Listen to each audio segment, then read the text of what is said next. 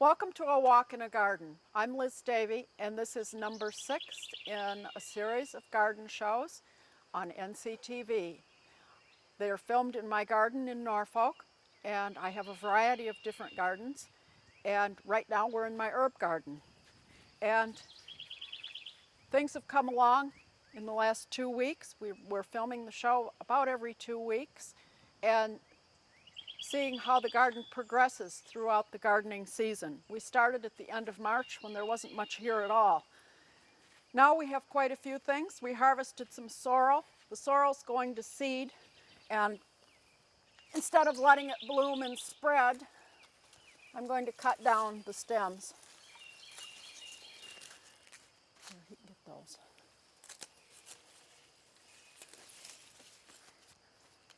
And keep them cut down, and we should grow more leaves as this process continues.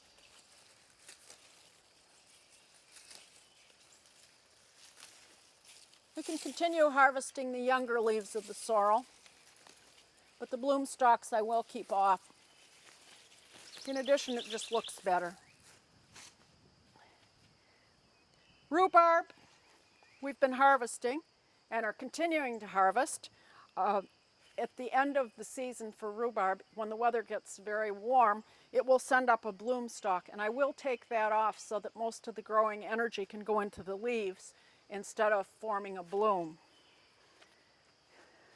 I have an old rose in the garden. This is an apothecary rose. It's a very old-fashioned one, very fragrant, and it's about ready to bloom. It'll probably be in bloom for our next show in 2 weeks. You can see that the chives are in blossom. They will be going to seed. Your choice is what to do with these chives. Do you want to deadhead them or take off the blooms? You can do that, or you can let them go to seed right here and you'll have plenty more chives. Or you can pick them and spread the seeds around where you'd like more of them, and you will get more of them. That's the case with most herbs. They will set seed and it will come up. And if you don't want them, be sure to weed it out or take off the blooms before it sets seed. Most of the herbs in the garden now, the perennial herbs, can be harvested. We have sage, we have lots of mint, different mints, thyme, lemon balm, lime balm, little rosemary, that one's still growing, tarragon, oregano, lots of things that can be harvested right now and used in the kitchen. You only need a little bit of most of the herbs in the kitchen, so it's good to know that you can start harvesting them. Annual herbs take a little longer to grow, and I've reset some borage that came up in the garden from last year. That will take a while to set seed and flower. I like to use the flowers of that. Or the young leaves will have a cucumber flavor. Very nice in a salad. The next thing we want to do in the herb garden is put in some annual seeds.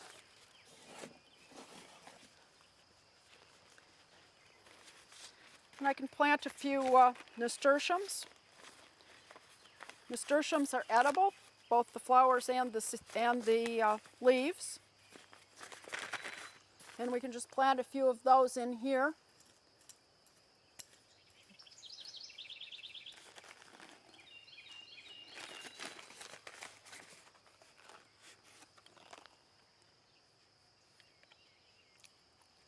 Get just a few plants to add a little color and bloom to the garden.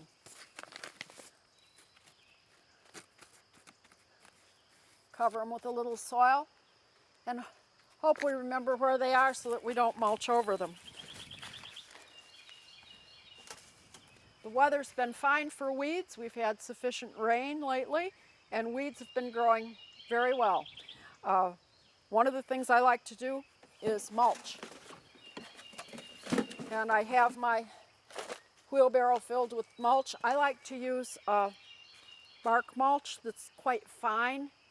It's natural. It is not dyed. I don't like dyed mulch, either the red or the black. I just don't think adding something artificial to your garden is a great idea. After I've weeded, I will basically just go around and fill my empty spaces with mulch. I use the bark mulch in my perennial garden, around shrubs,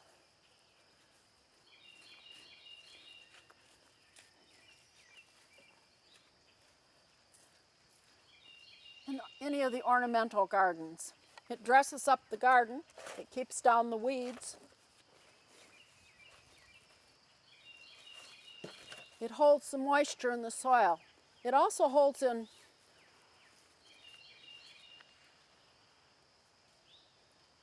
coolness, and that can be an advantage or a disadvantage. If you mulch too early when the ground's cold, it doesn't warm up enough for the plants. So I wait until about now to do my mulching, and wait until the annual things have come up. We'll leave that space open where we planted the nasturtiums and just mulch around it. When mulching plants, be they trees or perennials, the important thing is to leave an area around the base of the plant. This is a lemon verbena. This is a Nepetella, which is an Italian herb. And I leave space around the base of the plant, especially with trees. No volcanoes, please. If you go around the trunk or the stem, very likely a fungus will set in and it will kill the plant.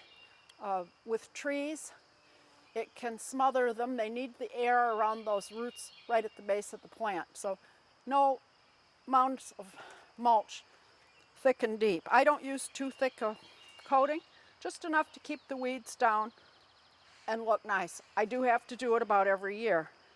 And there is still some weeding around the base of the plants, but they will look nice throughout the season.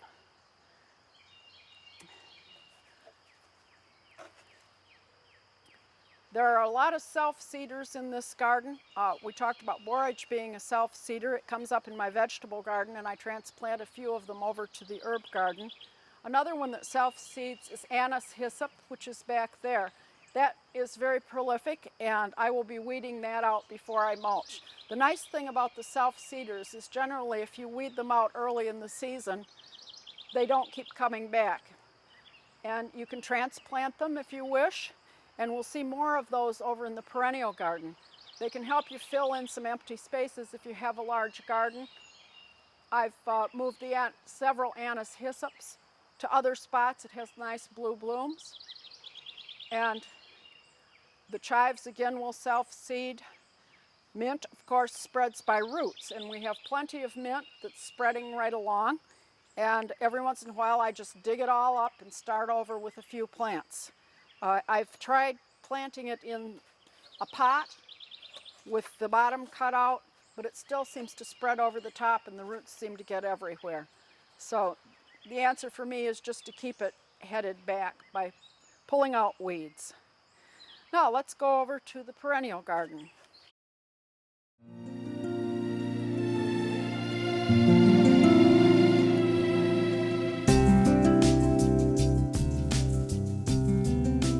I'm in the perennial garden now, and we have lots of things in bloom.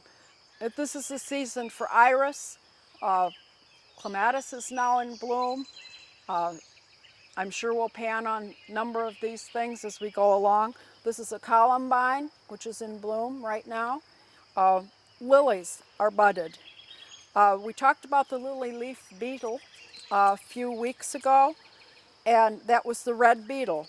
You won't see any more red beetles probably, but what you will see are large holes in the leaves, and I've been pretty good about keeping the red beetles off of these. I remove them and either put them in soapy water or just crush them.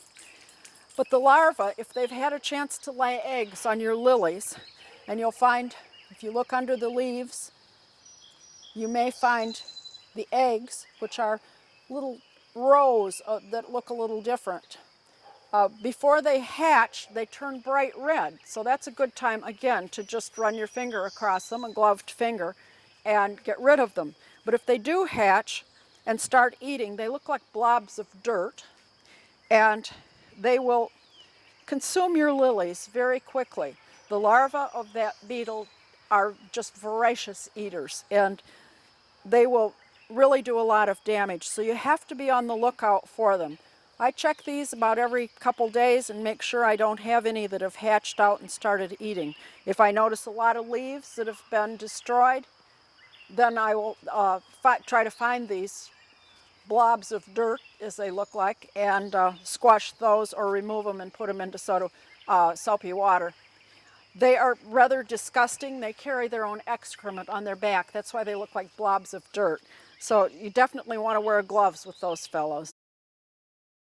A stream of water is often all you need to remove things like aphids from roses or other plants.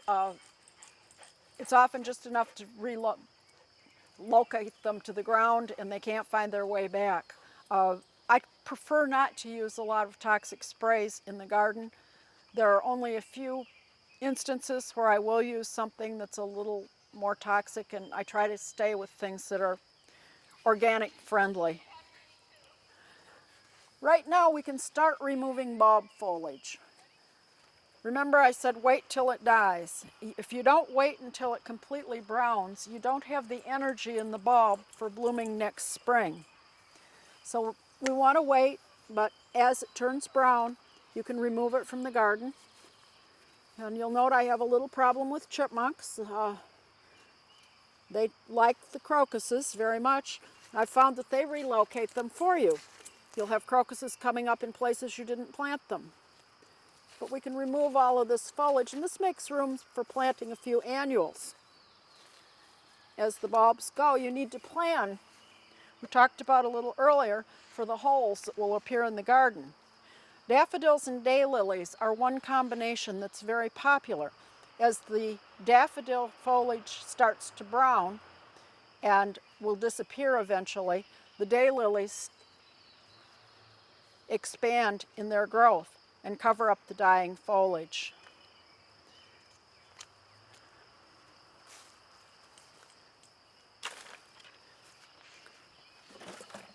I like to wear gloves when I garden for several reasons. Keeping my hands clean is only one of them. The other one's poison ivy.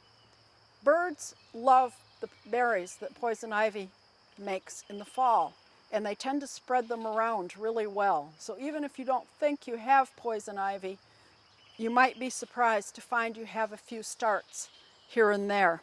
Poison ivy has leaves of 3, leave it, let it be, that's the old saying.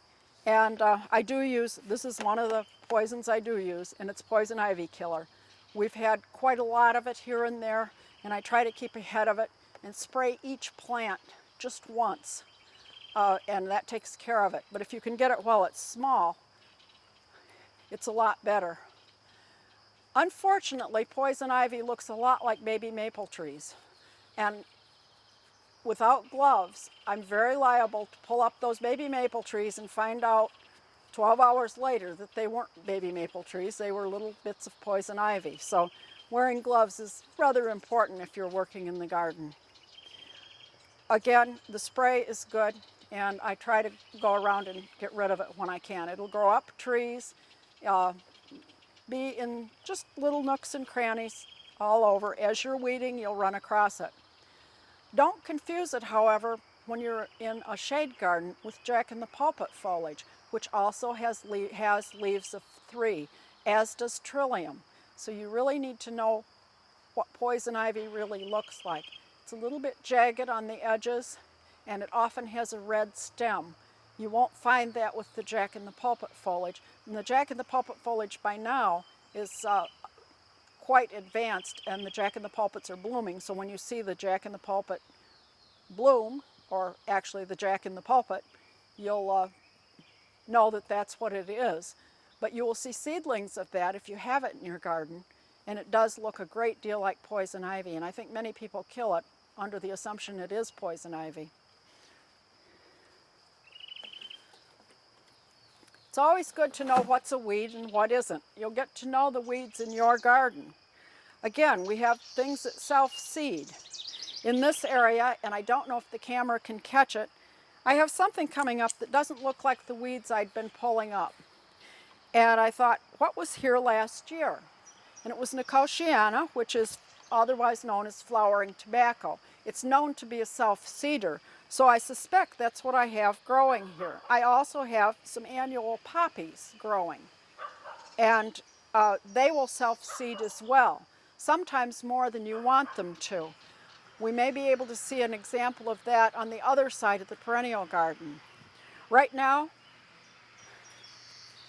the Baptisia is blooming. This comes in several colors. This is the standard blue, old-fashioned variety, but it now comes in yellow, purple, pale blue, a combination of colors. The hybridizers have been really busy with this one, and there are a lot of colors. Once you have it in the garden, it'll probably be there forever, so sight it carefully. I used a support ring on it. You can't see it anymore, but it does hold it so that heavy rain and hail can't knock it over as easily. It's nice to mix in some darker shades. This is a Joe Pye weed relative, and that will bloom in the fall, but it's nice color foliage. Adds a little interest now as we go along.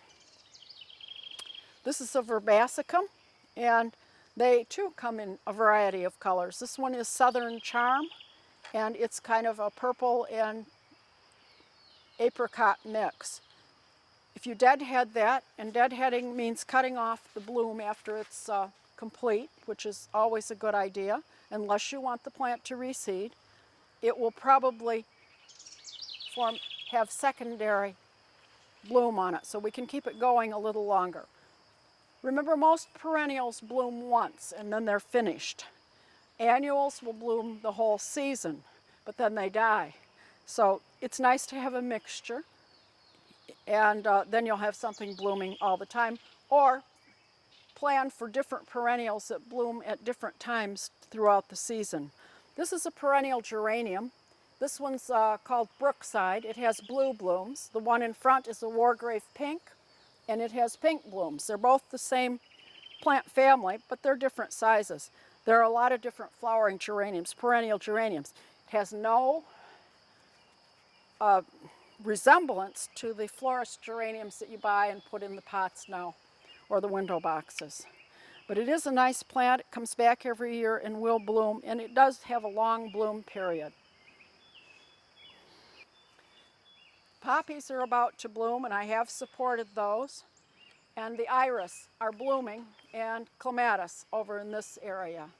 This is the season for iris. I have German iris, which are the white ones in the background, next to the purple clematis on the fence post. White Siberian iris in the back, and another clematis that's growing through a rose bush. The rose is in bud. It will be a red rose, but the clematis will bloom sporadically all summer. This is a tree peony, and it's just about finished blooming. They were beautiful, beautiful red blooms. I think we have some pictures of those that will be shown, but they don't last very long. Once they're gone, again, we'll deadhead those blooms and clean up the petals to clean it up. I like them. I'm fascinated by them. Even though they don't have a bloom time, they certainly add to the garden. The herbaceous peonies, this is a herbaceous peony, and they're just in buds. That will die back in the winter. This one will not. This one stays up like a little bush all winter long. So don't cut that one back when it's finished all the way. It provides nice foliage during the season, as does the herbaceous peony, but it will die back in the fall, and you'll cut it back. This one will bloom in another week or so. Again, I've interspersed some darker heuchera or coral bells in with some of the green plants to add a little structure. These are just common daisies that are blooming, and once they're finished for the season, I'll cut those back really hard so that they're just a fluff of foliage near the base. Again, I have more rhubarb over here. This is actually in better sun than the one across in the herb garden. This is another Siberian iris. Siberian iris grow pretty well here, and as long as you have some sun for them. And they can be divided periodically, or they can be left to form a huge clump as we have back in the back. Another perennial iris right here, or not iris, geranium. And again, we talked about pinching back chrysanthemums, and it's time to do it again. Each growth point, I'll just pinch back the top growth point, and you'll see that it will bush out, and we'll have a shorter, bushier plant when we're finished. Again, we have more bulb foliage that will leave a hole, and we'll have to think of things that might fill that. This is a poppy that started to bloom. This is Patty's Plum is the name of this one, and it's a plum-colored poppy. I don't really care for the brightness of the red-orange ones. I prefer the pinks or the lavender ones. Again, we have some more perennial geraniums, and there are several varieties. This is just an old-fashioned one. I'm not even sure of the variety on this one.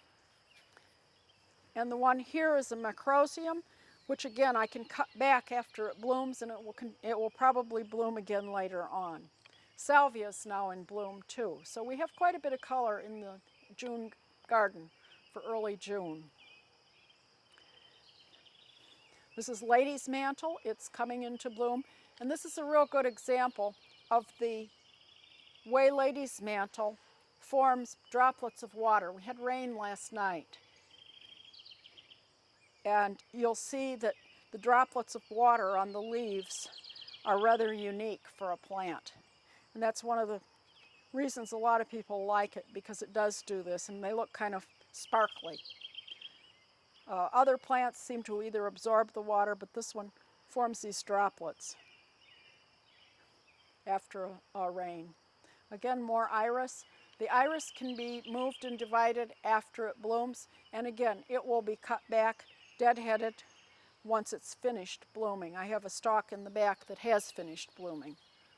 So we can just cut that right off. Each stem has multiple blooms on iris, so you'll wait until they're all done. You can deadhead individual ones if you really are wanting to clean up the garden for a special event. But generally I wait until they've all bloomed and then take the whole stalk down. This is another plant that really reseeds prolifically, and it's cleome, and it will get about this tall, a very tall plant, and you don't want too much of it. So I will go through and weed selectively, leaving 3 or 4 of them to grow up in this area to take the place of the tulips, which we know are going to go. So I'll leave a few of those in. This is Nicotiana again. I had a pot of that, so when I weed, which I'm doing a bit of, taking a few of the cleome out, I will leave that, and again, that will get, depending on which variety it is, very tall or kind of medium. I think this is the medium one. This is a Jacob's Ladder plant, by the way, and it blooms at this point. It will not bloom again, so we'll deadhead, but the foliage is nice and ruffly and a nice contrast to the lady's mantle and the peony foliage. Again, you have to look at foliage when you're looking at perennials and some contrasts, because most of the time they aren't blooming, they're just green. And you intersperse your blooming plants by season so that you have something blooming most times, but the green is a complement to those flowers. Now we can move to the vegetable garden.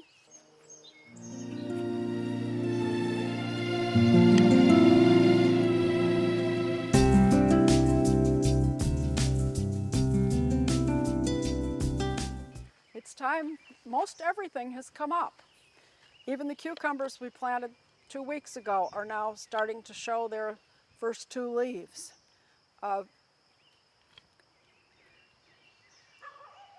Weeding has become the thing to do in this garden. Weeding and thinning.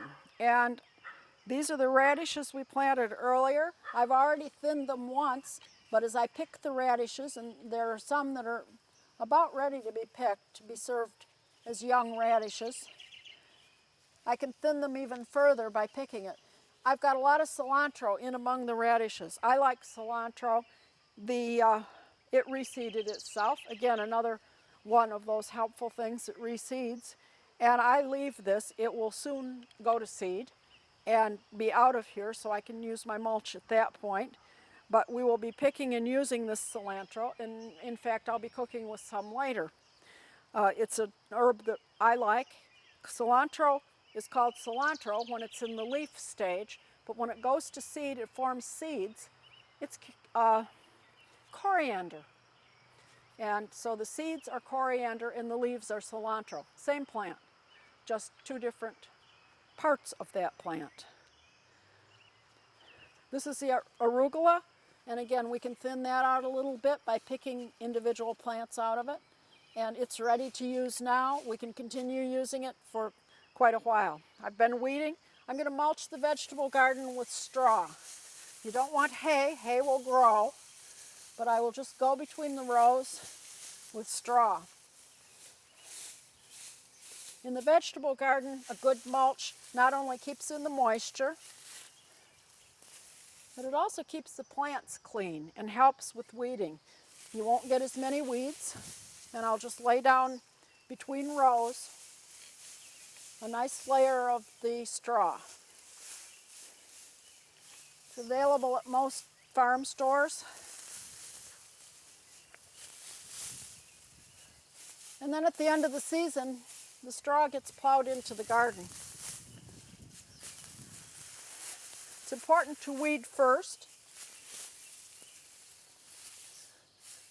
This is a nice lettuce called Merlot. And we have some seeds that evidently escaped when I was planting it, or else it rained and washed them over that way. I'm going to dig those up and put them over in my flower garden to replace some of the bulbs. It's a nice color, and we'll be able to harvest it from there and give some color. You don't want to cover the plants, however, so you have to go back and make sure your rows are clear.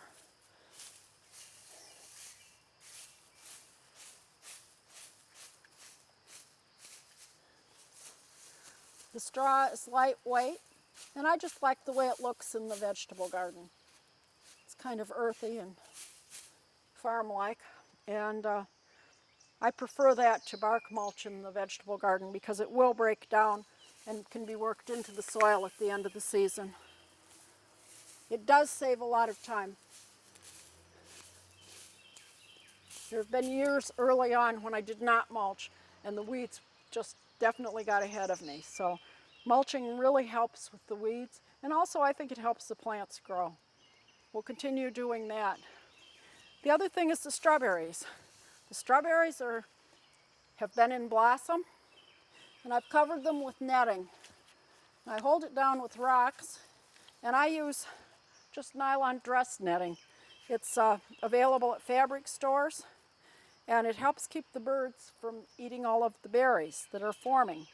You want to make sure that the strawberries get enough water in this period while they're forming berries, but then you hope for dry weather at the time you're picking them, because otherwise they'll get moldy.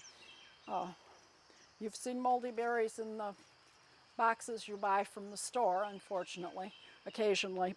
And if you get them too wet during that season, they will mold right on the vine. So you hope for good weather. Rain now, sun later, and it usually happens that way. I'll hold this down with netting. The other creature that likes strawberries are chipmunks, and I'm hoping to keep them out of the garden. The dog's been going after a few of them and chasing them at least, but they can really do a lot of damage to the strawberries. Our peas are climbing. They'll be blossoming very soon. They're climbing up the brush that we had. And the raspberries are starting, the early raspberries are starting to blossom now. So we should have some raspberries in another month or so. Again, during this period, they like some rain as well. Hopefully, before we come back in 2 weeks, the whole garden will be covered with straw. All of the rows will have been weeded and the straw will have been placed. The other thing that will come up besides the cilantro is dill, and I have a few sprigs of dill that have come up. I planted dill. The dill I planted is only about 1/2 inch high, not nearly ready to use, but I can use that came up on its own now if I want to use a little dill. Again, the basil I planted is still quite young, so we'll have to wait a little while for that.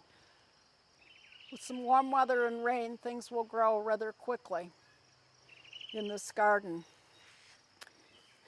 Once we get it mulched, our work will be composed of just checking things to check for pests, keeping things watered, and putting up some string on the cucumber trellis and that sort of thing. Our broccoli and cauliflower under the hoops and covers are doing very well. You can start to see them through the covers over on the other side. And they've been doing well, and we know that they aren't going to have a lot of damage from the cabbage worms because they've been covered. You do have to peek in every once in a while and see how they're doing and lift up the covers every once in a while to weed the plants. They will grow, you can grow weeds under the covers. So I'll probably mulch under there and then recover and keep them that way. The squash that we planted last week will also be covered once it's mulched. That will help with some of the insects that like the squash and will destroy it if we don't do something about it. And the covers work pretty well. You'll see around my fence, you've probably noticed there's a small line. It's an electric fence, and it's turned off right now. It's a fairly low voltage, but it does discourage creatures from coming in. We had a terrible time with woodchucks at one time, and this was the answer, and we haven't had a woodchuck since. I came home from vacation one year and found my green beans that were ready to pick before I left, almost, as 1-inch stems coming out of the ground. The woodchuck had devoured everything, and everything else in the garden as well. Since we live with a lot of wild area around us, we had to do something to keep them out, and this has worked quite well. I have a higher line capability. It isn't up right now, but if we start to have problems with deer, I can put that line up. We have fencing on the other areas that will help with that. One thing about deer, in order to keep them out, you need a really, really high fence. I think they say 8 to 10 feet. I really don't want that around my garden. The other thing you can do is plant a double fence. And at one point, I had a rail fence along the entire perennial garden. And then this fence is very close, about 4 feet away. If you plant 2 fences 4 feet away, they claim that the deer don't like to jump them because they can't really get their feet under them to jump the second time in a short space. So very frequently, a double fence, even though they're not that high, will be effective against deer and look a little better than something 8 or 10 feet tall. Now let's go back into the shade garden.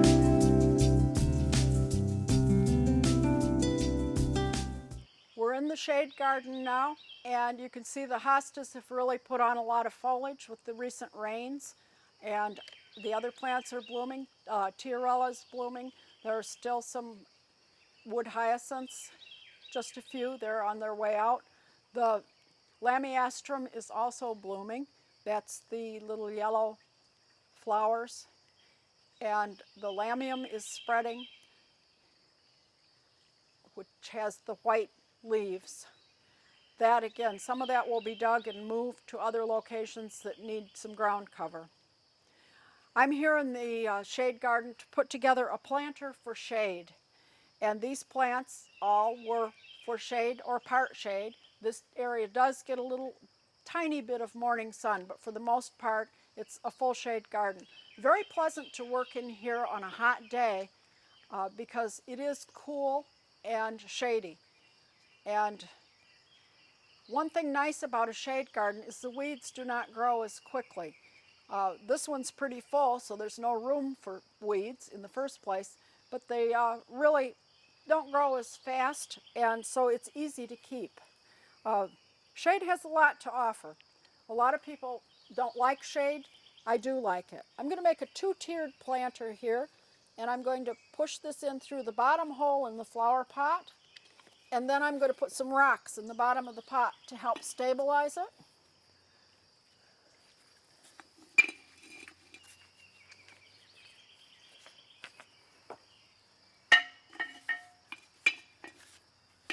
And then, as I do with many of my large pots,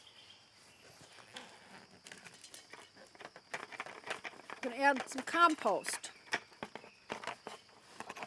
at the bottom. And then I'll be adding potting soil.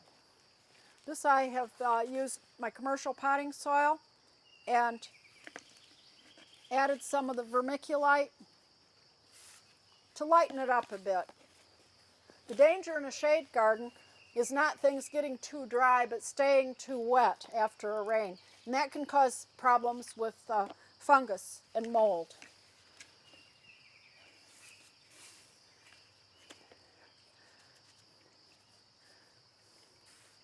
For this one, I have the begonias we started. These are a shade plant.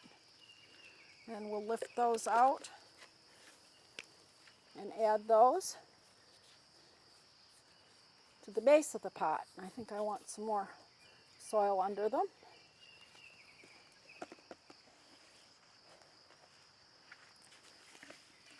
Keep adding the potting soil.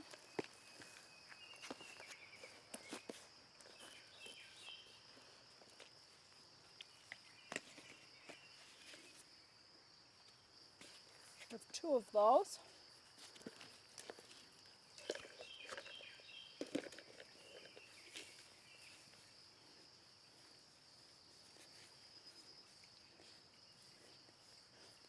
Snug those in. And then around those,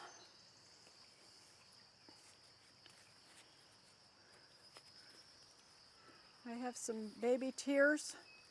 Oops. That one dropped. That I dug from another part of my garden. And I'm going to put that in. Put those in around the edge.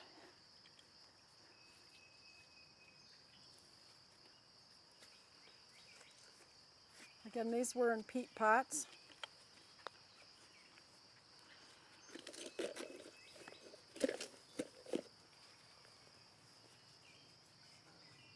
Put a few of these in. These should expand and fill out.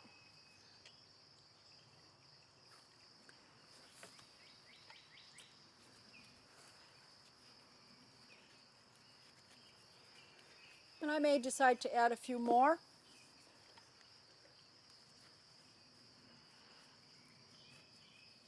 The begonias will be white, the rest will be green. And then we have a top tier to plant. I'll use all potting soil for that one. I've used a fiber liner for the pot. The pot top I purchased some time ago. And the fiber liner around it. And for that, I will use a shamrock plant. This is a charmed wine, part shade shamrock plant. And it's one I haven't used before in this way. And it's kind of an experiment to see how it grows. And I'm going to place that right in the middle of this pot. Lift it enough to add more potting soil up to the top.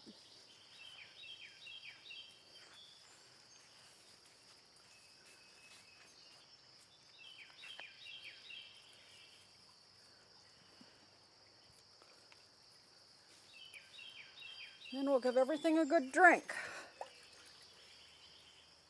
and see how it goes.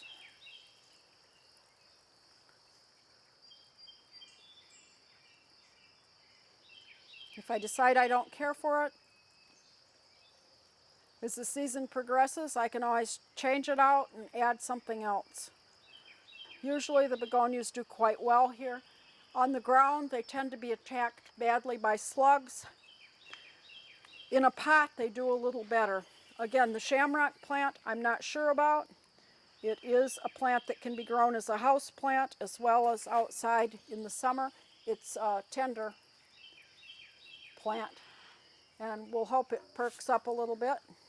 But it is a pretty color, and it adds some color to the shade garden, and I liked it.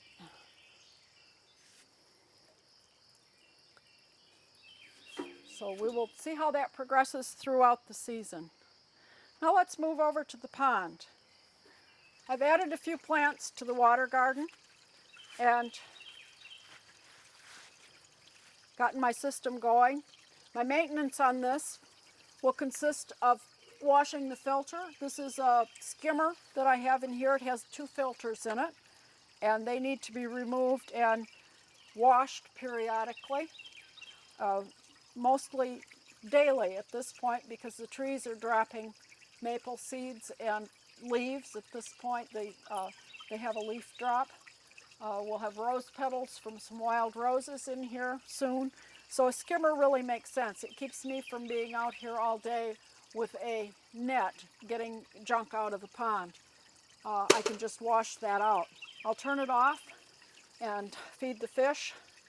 The waterfall is running, and I also have 2 aerators that cause bubbles to form. This adds some extra oxygen to the pond. I have 9 fish, and they vary in size from about 6 inches to maybe 8 or 10. That's about the capacity for a pond this size. And they do continue to grow. These started out as 15-cent goldfish from the pet store, and I've had them for about 7 or 8 years in this pond. And we keep them in the pond all year long. I add a float that melts the ice in the winter to leave a hole in the ice so that air can exchange and toxins don't build up under the ice. And they've been very happy here. I do feed them every day or so, keep the fish food in the garden shed.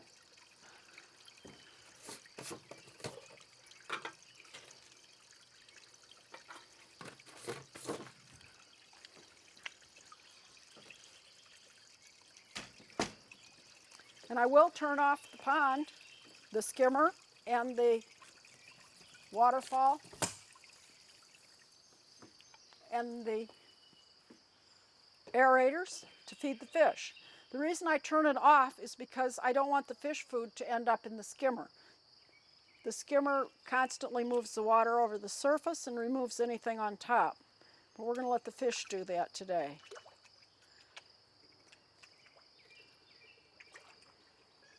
You'll notice where they came. I always feed them in one spot, and they come there almost immediately when I turn it off, knowing they're going to get fed.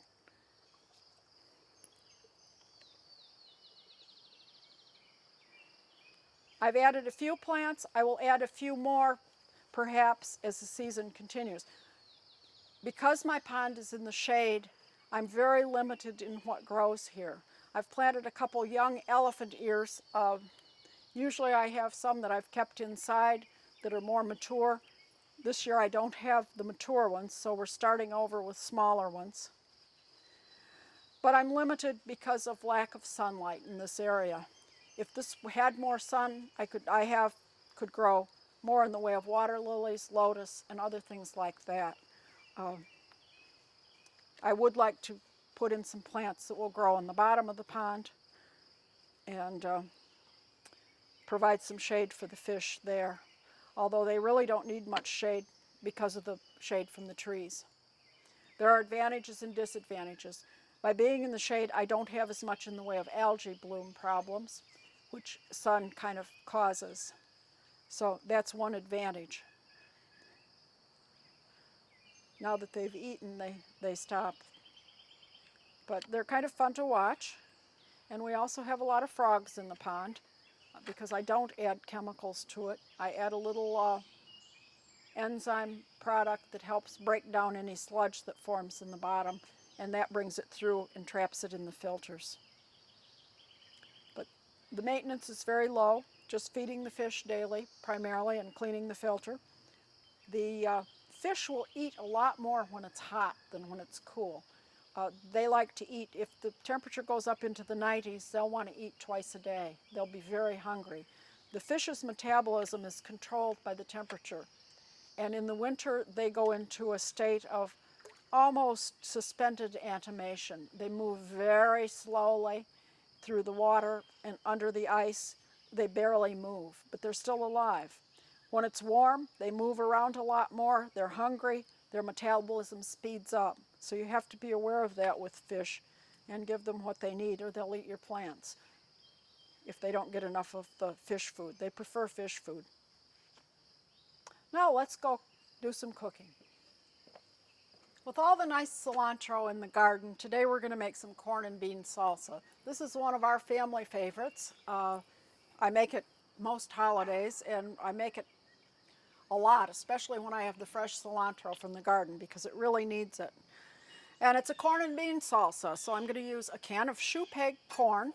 You could use regular corn, but the shoe peg corn is very tender and delicious. A can of black beans. Both the corn and the beans were previously rinsed and drained. I like to rinse the extra salt off of them. Try to keep the salt fairly low.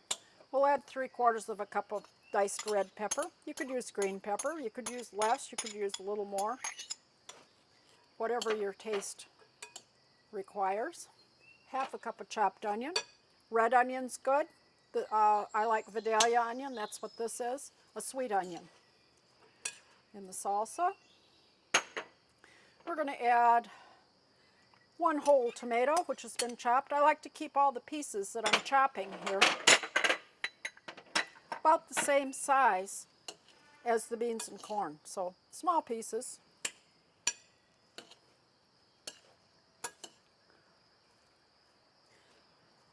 Not only is this good with the corn chips, which I'll show it with, it's also good as a side dish with something like grilled chicken. In fact, that's what we're going to have for supper tonight. And every party I've taken it to, it's gone really well. I'm going to add some garlic powder, 1/2 teaspoon. Garlic powder's good here. You could use regular garlic, but it's hard to get it tiny enough that somebody doesn't get a whole mouthful of garlic. So the garlic powder works well in this recipe. I'm going to add some Tabasco. Again, this is kind of individual. I'm going to add about 3/4 of a teaspoon. But if you like it hot, you can certainly add more. Or you could add some green chilies. 1/4 cup of chopped cilantro, and this is the cilantro from the garden that we showed earlier. We'll mix this together and then add 1/2 cup of Italian dressing. I've made this dressing myself using actually red wine vinegar, olive oil, and Mrs. Dash Italian seasoning. Again, I'm keeping the salt a little lower in this because we have salty chips. And that's all there is to it. It's a corn and bean salsa. Great party dish. It will disappear once people have had a chance to taste it. The other thing, I've still been working with rhubarb this week, and I made some rhubarb muffins. You can use rhubarb in a lot of things. My husband thought they were cranberries. I cut them into small pieces as my recipe called for. These are partially whole wheat as well, and rather good for you. Now I'm showing a rhubarb leaf here, just as a garnish. However, I want to caution people not to eat the rhubarb leaves. They are toxic. This doesn't mean they have some sort of poison in it. It's just oxalic acid, which is what gives the tartness to the rhubarb itself. But it's very concentrated in the leaves and is not particularly good for you. It's also used in several cleansers, so you want to not eat the leaves but just the stems of the rhubarb. They look lovely and look like something you should be able to eat, but they are not edible. That's true of many plants. They have edible parts and non-edible parts. So that's what we have for this week in the garden. Thank you for coming to a walk in the garden. And we'll see you in 2 weeks on NCTV.